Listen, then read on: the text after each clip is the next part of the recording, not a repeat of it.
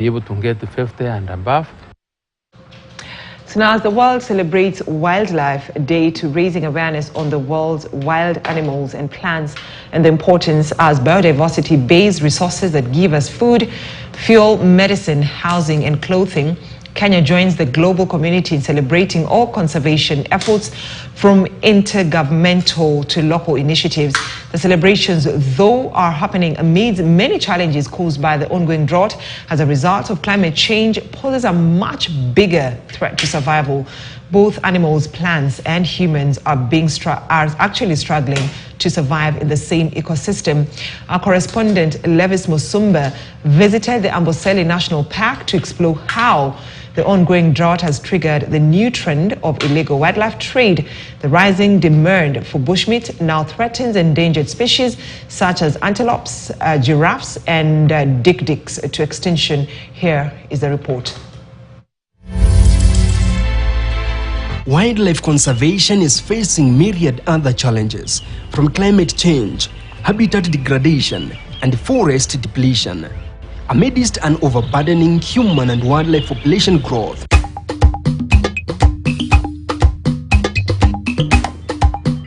Amidst this, another pandemic is brewing, that of illegal bushmeat trade. The species are many affected, and one of the hotspots is Kuku area. The other hotspot is they include the area around Kimana. It is 9:30 a.m. in the morning at Elngata village in Kajiado County, but the heat is already unbearable. The village lies at 19,600 feet above the sea level, against the backdrop of the towering and majestic Kilimanjaro mountains. From a distance, one can stretch as far over the lowland plains of Amboseli. The Amboseli National Park is 392 kilometers square, spreading its vastness across the Kenya-Tanzania border. The park is designated as one of the best places in Africa to view large herds of elephants and other wild species up and close.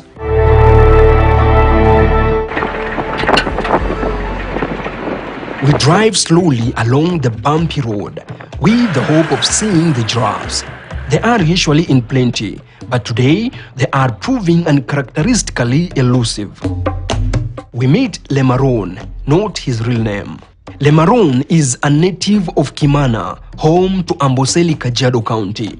We find out he is a reformed poacher.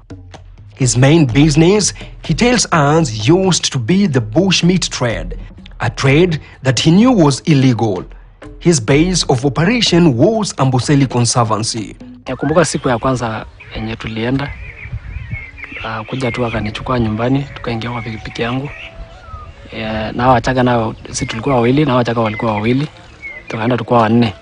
Tukaenda kuwinda. Tukaenda tukapata twiga. Wakaua twiga. Hiyo jirani yangu ndo alikuwa amejua sasa kabisa kuua. Ilichinjwa tu inatolewa nyama peke yake. Tukasafirisha mpaka Tanzania pale boda.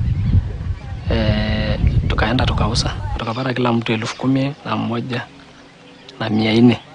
Le Maroon ran the illegal business for 3 years without considering the risks of trading in bushmeat. To him, it was a business like any other, or so he thought. Sisi wale wa Kenya wawili tukashikwa. Wa Tanzania wao wakakimbia, wakaacha pikipiki na wakaenda. Siku hiyo tulikuwa tumeua swala, tulikuwa na swala 2. Tukaenda tukafanya kesi, mimi kwanza nikatoa bond. Nikatoa bond ya 200,000. Nikatoka nikaja kesi nje. Tukakesi, tukaja tukushindwa kesi, tukaja tukafungwa. Nikafungwa miaka 3.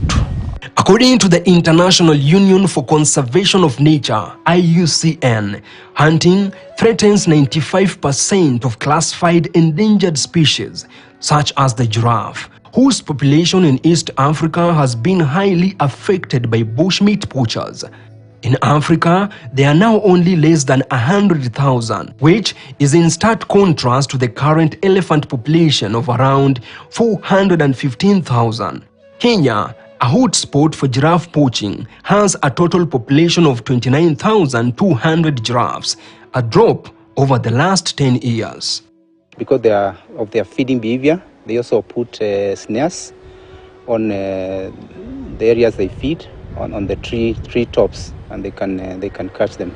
The survey was conducted from 2018 to 2019 by the East Africa Office of the Traffic Organization on the trade of protected species of wild terrestrial fauna and selected marine species in Tanzania, Kenya, and Uganda. The survey indicates 50% of Africans surveyed had consumed wild meat, while 60% of the respondents reported that they consumed bushmeat more than once per week. When you want to look at the impact of bushmeat in a species, you can actually look at of course, the numbers. You can also look at the flight pattern, and the flight pattern is how scared these animals are to humans.